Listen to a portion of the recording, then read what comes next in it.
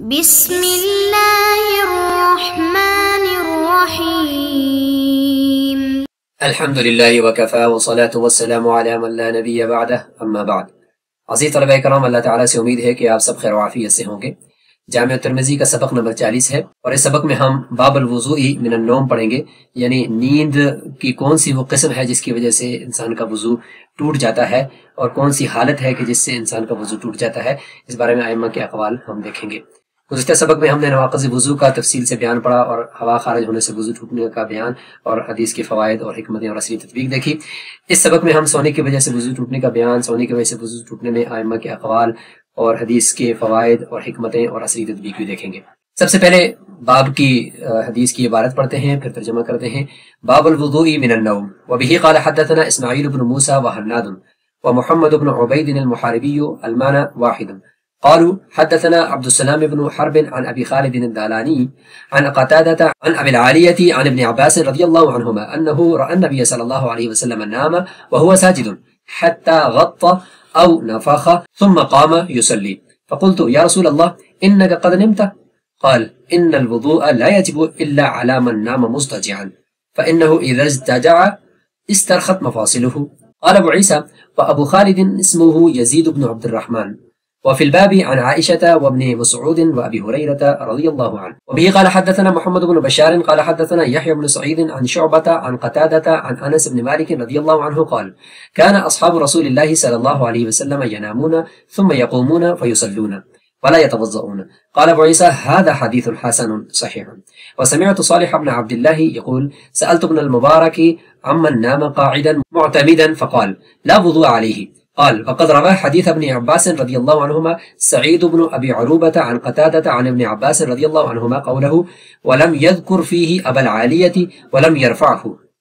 واختلف العلماء في الوضوء من النوم فرأى أكثرهم أنه لا يجب عليه الوضوء إذا نام قاعدا أو قائما حتى ينام مضطجعا وبه يقول الثوري وابن المبارك وأحمد وقال بعضهم إذا نام حتى غلب على عقله وجب عليه الوضوء وبه يقول إسحاق وقال الشافعي رحمه الله من نام قاعدا فرأى رؤيا أو زالت مقعدته لوسن النوم فعليه الوضوء۔ حضرت عبداللہ بن عباس رضی اللہ عنہ کی روایت ہے کہ انہوں نے رسول اللہ صلی اللہ علیہ وسلم کو دیکھا کہ وہ سوئے ہوئے تھے سجدی کی حالت میں، اور یہاں تک کہ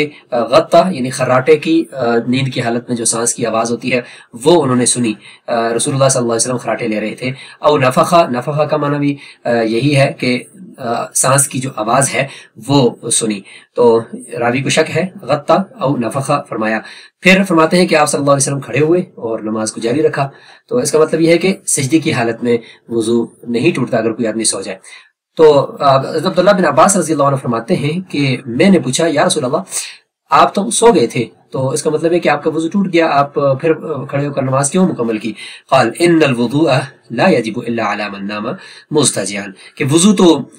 ہر سونے والے پر واجب نہیں ہوتا مگر صرف اس شخص پر جو پہلو کے بل لیٹ کر سو جائے۔ تو لیٹ کر سو جانے سے چونکہ مقعد زمین سے اٹھی ہوتی ہے تو اس لیے وضو ٹوٹ جاتا ہے۔ فإنه اذا اجتجع، آگے چونکہ سبب بھی بتا رہے ہیں، وجہ بھی بتا رہے ہیں کہ لیٹ کر سونے سے وضو ٹوٹتا کیوں ہے۔ فرماتے ہیں کہ جب وہ لیٹ کر سو جاتا ہے تو استرخت مفاصلہ، اس کے جو جوڑ ہیں اور پورا جسم ہے وہ ڈھیلا پڑ جاتا ہے، اور پھر جو مقعد ہے، جو ہوا کے خارج ہونے کا مخرج ہے، تو اس کو بھی ڈھیلا ہونے کی وجہ سے اس میں یہ گمان ہے کہ کوئی ہوا خارج نہ ہو جائے، تو اس گمان کا جو سبب ہے نیند، تو اسی کے اوپر یہ حکم لگا دیا گیا کہ یہ نیند ہی ایسی چیز ہے جس سے اعضاء ڈھیلے ہوتے ہیں، لہذا نیند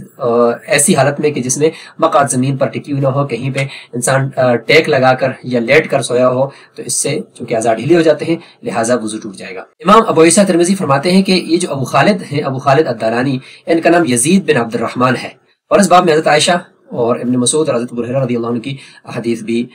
لائی جا سکتی ہیں، اور ان کا مضمون بھی یہی ہے جس کو ہم آگے دیکھیں گے۔ اور ایک اور روایت بھی لے کر آتے ہیں، وہ یہ ہے کہ انس بن مالک رضی اللہ عنہ فرماتے ہیں کہ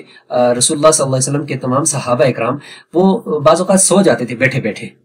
پھر کھڑے ہوتے تھے اور نماز پڑھتے تھے لیکن وضو نہیں کرتے، تو بیٹھے بیٹھے یعنی مقعد زمین پر لگی ہوئی ہے، ٹیک کسی جگہ پہ لگایا ہوا نہیں ہے، تو اس صورت میں جو کہ وضو نہیں ٹوٹتا لہٰذا وہ کھڑے ہو کر بغیر وضو کے نماز پڑھتے تھے۔ امام ابو عیسیٰ فرماتے ہیں کہ یہ حدیث حسن صحیح ہے۔ پچھلی حدیث کے بارے میں کوئی بھی حکم نہیں لگایا امام ترمذی نے، تو اس کے بارے میں ہم آگے دیکھیں گے۔ امام ترمذی فرماتے ہیں کہ میں نے صالح بن عبداللہ کو سنا وہ یہ فرما رہے تھے کہ عبداللہ بن مبارک سے میں نے سوال کیا اس شخص کے بارے میں کہ جو بیٹھا بیٹھا سو جائے اور کسی جگہ پر ٹیک بھی اس نے لگائی ہوئی ہو، تو فرمایا کہ اس کے اوپر وضو لازم نہیں ہے۔ اور اسی طریقے سے عبداللہ بن عباس رضی اللہ عنہ کی حدیث کو سعید بن ابی عروبہ نے بھی قتادہ سے اور انہوں نے ابن عباس سے نقل کیا ہے، اور وہاں سے جو انہوں نے نقل کیا تو اس میں قولہ یعنی ابن عباس کا قول کے طور پر اس حدیث کو نقل کیا ہے، نہ کہ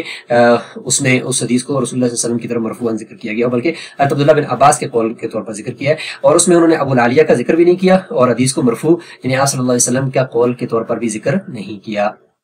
تو اس سے پتہ چلتا ہے کہ وہ حدیث وہ حضرت عبداللہ بن عباس رضی اللہ عنہ کا قول ہے، یعنی وہ موقوف ہے نہ کہ مرفوع ہے۔ امام ترمذی رحمہ اللہ یہاں پہ فقہا کے جو اقوال ہیں ان کو بھی ذکر کر رہے ہیں کہ وضو میں سونے کی حالت میں جو وضو لازم ہوتا ہے اس میں علماء کا اختلاف ہے۔ اکثر کی جو رائے ہے وہ یہ ہے کہ وضو اس شخص کے اوپر لازم نہیں ہے جب وہ بیٹھے بیٹھے سو جائے یا کھڑے کھڑے سو جائے، یہاں تک کہ وہ ایسا سوئے کہ وہ لیٹ کر سویا ہوا ہے یا کسی جگہ پر ٹیک لگا کر سویا ہوا ہے اور مقعد زمین سے اٹھی ہوئی ہے تو اس کا وضو ٹوٹ جائے گا۔ اور یہی قول سفیان ثوری کا، عبداللہ بن مبارک کا، امام احمد کا بھی ہے۔ اور بعض فقہا یہ فرماتے ہیں کہ اگر کوئی شخص اتنا سو جائے کہ اس کے عقل کے اوپر غلبہ ہو جائے اور اس کو پتہ ہی نہیں ہے کہ وہ کہاں پہ بیٹھا ہوا ہے، دائیں بائیں لوگوں کی یا کسی بھی چیز کی آواز بھی اس کو نہیں آ رہی، تو وجب علیہ الوضو، اس کے اوپر وضو لازم ہے، اور امام اسحاق کا یہی قول ہے۔ امام شافعی رحمہ اللہ کا قول ذکر کرتے ہیں کہ اگر کوئی بیٹھے بیٹھے سو گیا اور اگرچہ ٹیک نہیں لگائی لیکن اس کو خواب آئی ہے یا اس کی مقعد زمین سے اٹھ گئی ہے نیند کی اونگ کی وجہ سے، وسن اونگ کو کہتے ہیں یعنی اونگ کی وجہ سے، تو پھر اس کے اوپر وضو لازم ہو جائے گا۔ ہم چونکہ سارے راوی ایسے ہیں کہ جن کا ذکر پچھلے اسباق میں آیا ہے تو مختصر جن راویوں کا ذکر نہیں آیا ان کا ہم کرتے ہیں، جس میں سے صالح بن عبداللہ بن زکوان الباہلی الترمذی بغداد کے رہائشی تھے۔ اب احادیث باب کے کچھ مشکل الفاظ تھے، ان کو ہم پہلے یہاں پہ دیکھتے ہیں، پھر متعلقہ شرح سے بھی دیکھیں گے۔ غطہ اس کا معنی ہے خراٹے لینا نیند کی حالت میں، نفخہ اس کا معنی پھونک مارنا ہوتا ہے اور نیند کی حالت میں سانس کا اندر اور باہر جانے کی جو آواز ہے اس کو بھی کہتے ہیں۔ مستجیان لیٹا ہوا یعنی پہلو کے بل لیٹنا۔ استرخت مفاصلہ جوڑ ڈھیلے پڑ گئے، یہ کنایا ہے مکمل طور پر نیند میں غرق ہونے سے، یعنی نیند میں ڈوب کر جو ہے انسان مکمل طور پر سویا ہوا ہو تو اس صورت میں مفاصل ڈھیلے ہو جاتے ہیں، جوڑ ڈھیلے ہو جاتے ہیں۔ وسن نوم نیند کی اونگ، ابتدائی نیند۔ زارت مقعدتہ اس کی مقعد یعنی سرین زمین سے ہٹ گئی، یہ اس بات کی علامت ہے کہ بیٹھنے والا شخص نیند کی وجہ سے اپنے جسم پر کنٹرول کھو چکا ہے۔ مشکل الفاظ جیسے کہ ابھی ہم نے دیکھ لیا، غطہ کا معنی قاموس سے صاحب تحفۃ الاحفظی نے یہاں پہ ذکر کیا ہے، اور اسی طریقے سے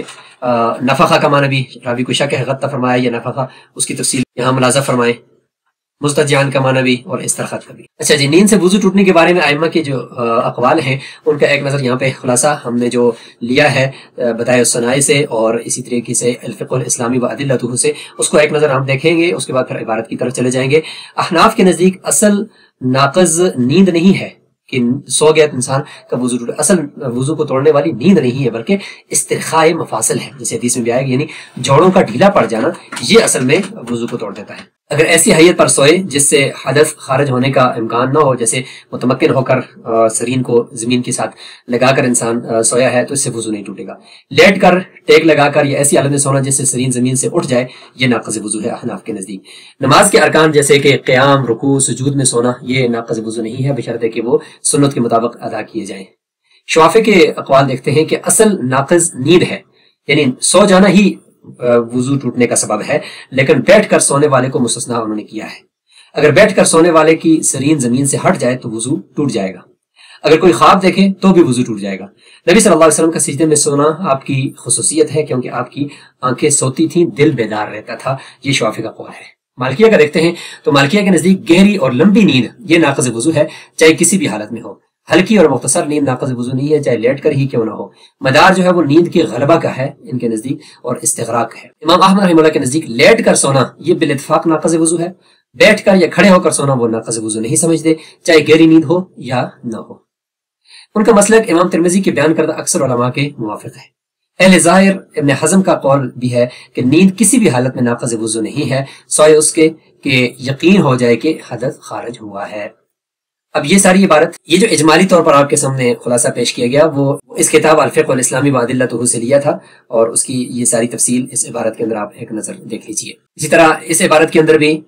مالکیہ، حنابلہ اور شوافی سب کا ذکر ہے، اور تفصیل سے ان کے نزدیک سونے کی حالت میں وضو ٹوٹنے کی جو اقسام ہم نے پیچھے پڑھی وہ مذکور ہیں۔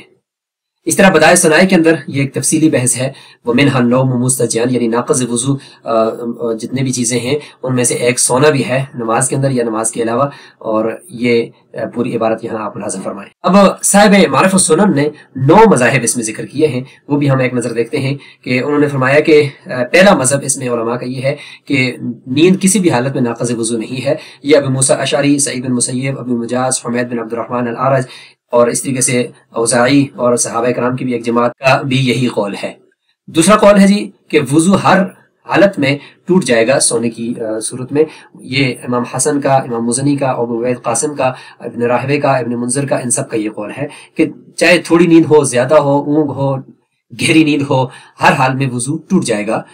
یہ دونوں مذہب آپس میں عکس ہیں۔ اور تیسرا جو ہے وہ یہ ہے کہ زیادہ نیند وہ وضو کو توڑ دیتی ہے اور کم نیند وضو کو نہیں توڑتی، یہ امام زہری کا، ربیہ کا، اوزاعی وغیرہ کا اور امام مالک اور امام احمد کا قول ہے۔ چوتھا ہے جی کہ وضو کو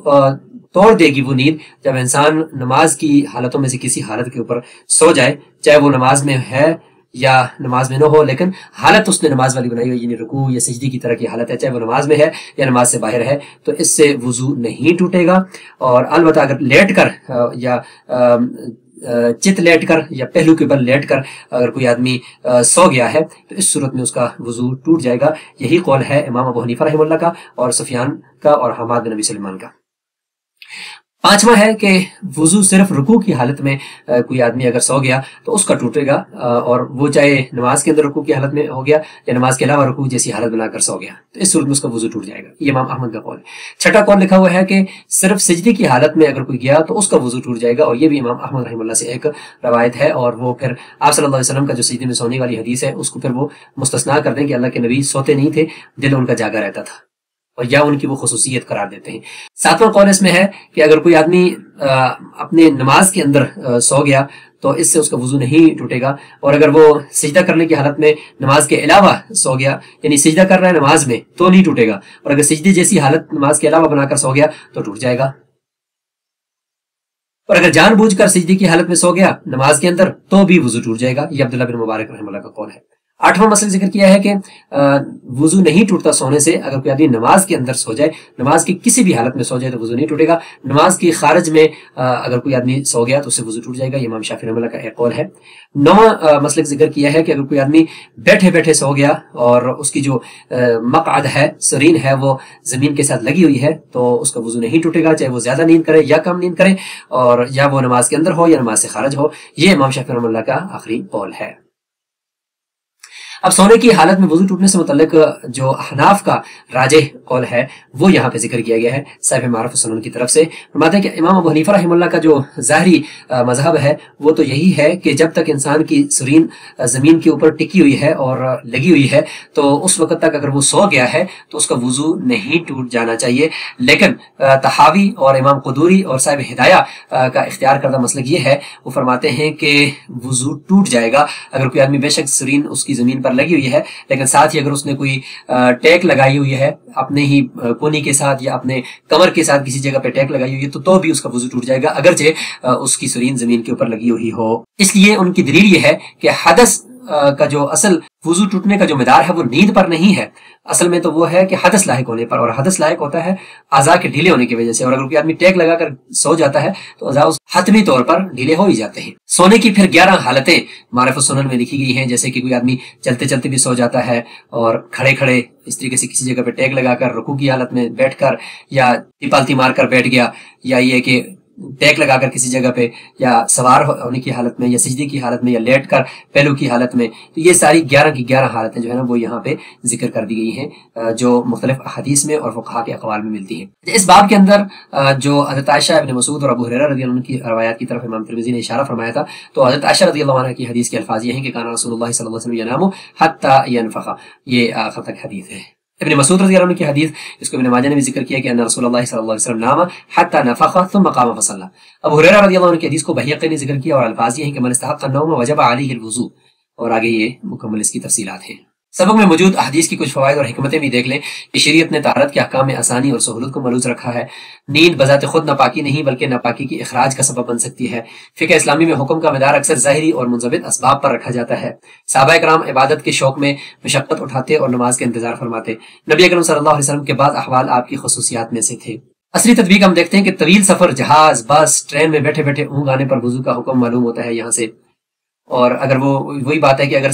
ٹیک نہیں لگائی ہوئی تو سو گیا ہے تو اس سے وضو نہیں ٹوٹے گا، اگر ٹیک بھی لگائی ہوئی ہے تو راجح قول کے مطابق اس کا وضو ٹوٹ جائے گا۔ اگر گہری نیند میں چلا گیا اور اس کو خواب آ رہی ہے یا دائیں کوئی آواز سنائی بھی نہیں دے رہی تو اس سے اس کا وضو ٹوٹ جائے گا۔ مساجد میں خطبہ جمعہ یا دروس کے دوران اونگنے والوں کے لیے شرعی رہنمائی اس سے حاصل ہو گئی۔ اگر ٹیک نہیں لگائی ہوئی تو اس کا وضو نہیں ٹوٹے گا۔ رات کو کام کرنے والے یا پہرا دینے والے اگر بیٹھے بیٹھے سو جائیں تو اس کا حکم یہاں سے معلوم ہوتا ہے۔ اسپتالوں میں مریض یا تیماردار کرسی پر بیٹھے سو جائیں تو انہیں آسانی کا پہلو ملتا ہے۔ احکام کی علت اور حکومت کو سمجھنے سے دین پر عمل کرنا آسان ہو جاتا ہے۔ یہ سبق سے متعلق سوالات ہیں، ان کو آپ اپنے پاس نوٹ فرما لیں۔ سبق کا خلاصہ ایک نظر دیکھ لیجئے۔ اسی کے ساتھ ہمارا یہ سبق نمبر 40 مکمل ہوا۔ السلام علیکم ورحمۃ اللہ۔